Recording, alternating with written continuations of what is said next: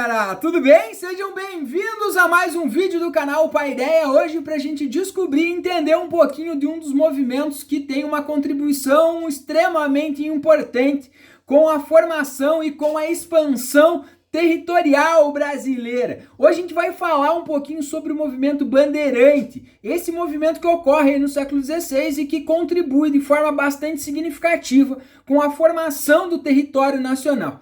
Mas para entender o movimento bandeirante temos que entender o contexto da colonização. Então lá no início do século XVI, Portugal então dá início aos grandes projetos de colonização do Brasil, mais especificamente a partir de 1530, começando então a chegada das primeiras levas.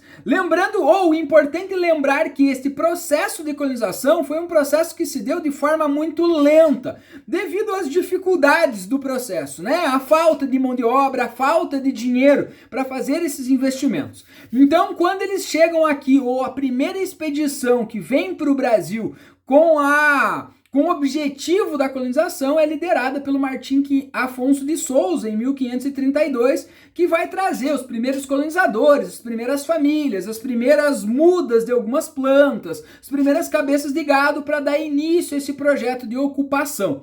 Então a planta em especial que foi usada e que justificou a colonização do Brasil vai ser a cana-de-açúcar, um produto que naquela circunstância, naquele contexto, era tido como uma grande especiaria, um produto extremamente valorizado, muito caro e pouquíssimo plantado e produzido ao redor do mundo.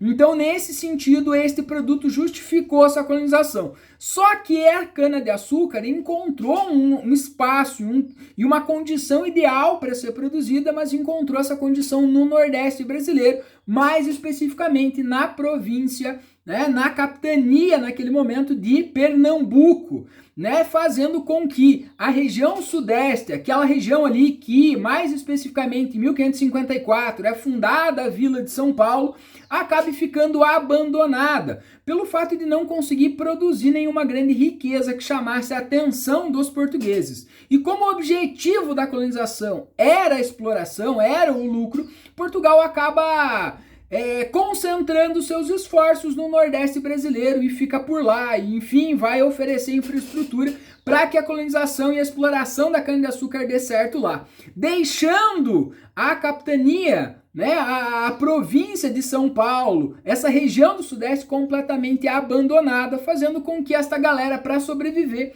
acabe dedicando, os habitantes dessa região acabem se dedicando à produção de gêneros alimentícios, trigo, mandioca, enfim, atividades econômicas de abastecimento da população internamente, sem produzir grandes riquezas.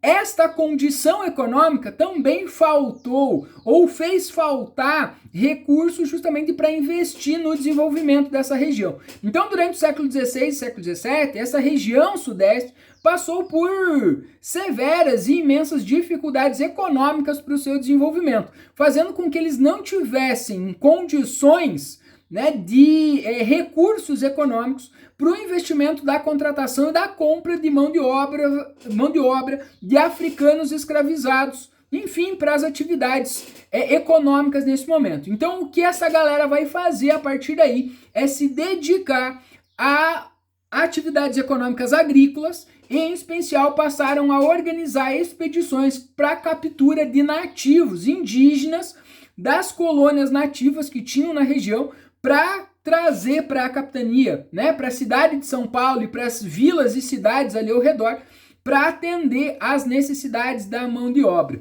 E esta prática acabou sendo recorrente, só que com o passar do tempo, as tribos nativas, os grupos indígenas próximo à cidade de São Paulo, próximo ao litoral, que é onde começou o processo de ocupação do território nessa região, foram ficando escassos, porque aqueles que eram presos eram levados para o trabalho escravo nas fazendas, nas produções, e aqueles grupos mais violentos acabavam entrando em contato, em conflito, e às vezes até acabavam sendo aniquilados. Então, a partir daí, eles começaram a fazer expedições que vão perambular de forma cada vez mais longe no território. Então, essas expedições acabaram sendo responsáveis pela exploração da região próxima a São Paulo, mas também se deslocavam através das margens dos rios e acabaram ocupando, explorando e conhecendo territórios que hoje formam estados do Paraná, Santa Catarina, Rio Grande do Sul, chegando até inclusive ao Paraguai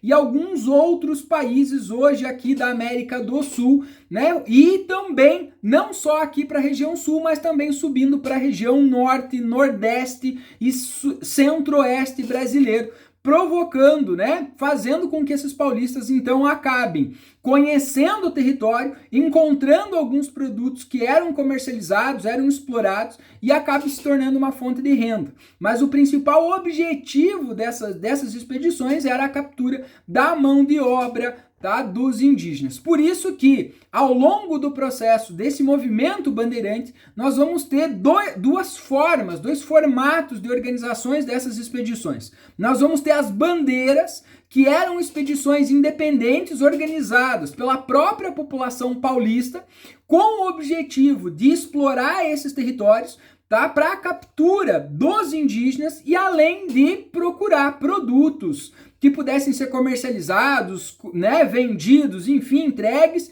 e também a procura de metais preciosos, né? Outro tipo de formação, de organização dessas expedições vão ser as entradas.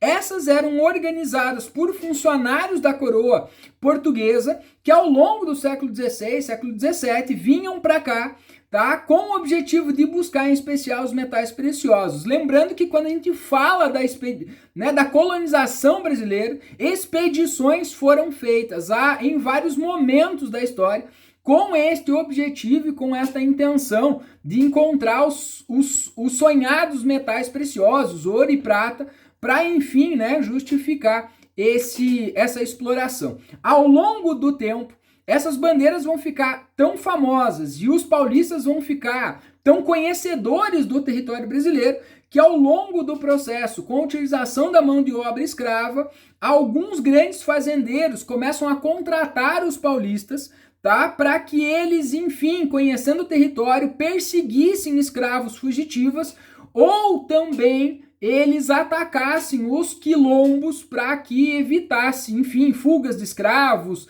né, para que eles conseguissem combater a resistência contra a escravidão. Então esses movimentos vão acabar ficando como conhecidos na história como sertanistas de contrato ou as bandeiras de contrato. Então esses bandeirantes passam a ser contratados como forma de aprisionar os índios, né? Enfim, atacar os quilombos que começam a incomodar em algumas regiões do Brasil nesse sentido. Então essas expedições elas foram extremamente importantes ao longo da história do Brasil, né? Tanto com seu sentido positivo quanto negativo, mas elas ajudaram e contribuíram de forma muito direta e significativa com o processo da consolidação e da expansão das nossas fronteiras, formando basicamente o desenho territorial que o Brasil tem hoje, né? Os contornos territoriais que o nosso país tem hoje no sentido e na perspectiva das nossas fronteiras, ok? Ó, gostou do vídeo? Deixa sua curtida e segue o canal.